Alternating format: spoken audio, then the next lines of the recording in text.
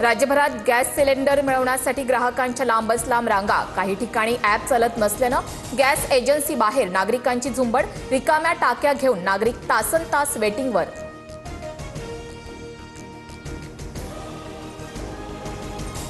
Gas सिलेंडरच्या तुटवड्यामुळे hotel चालक आणि वडापाव विक्रेत्यांचे मोठे हाल। अनेक प्रसिद्ध हॉटेल्स आणि कॅफेमध्येही पुन्हा चुली पेटल्या।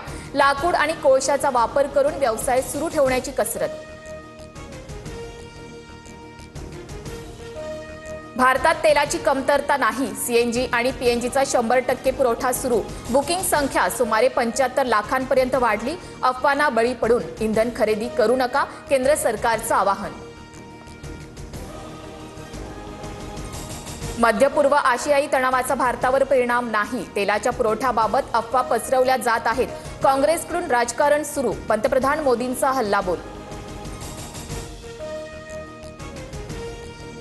मुंबईत गॅस कनेक्शन कापण्याच्या भीतीनं सायबर भामट्यांचा धुमाकूळ। 4 दिवसात 26,42,000ची फसवणूक। नागरिकांनी संशयास्पद फोन कॉल्सपासून सावध राहून कोणतीही लिंक क्लिक करू नये, सायबर पोलिसांचं आवाहन।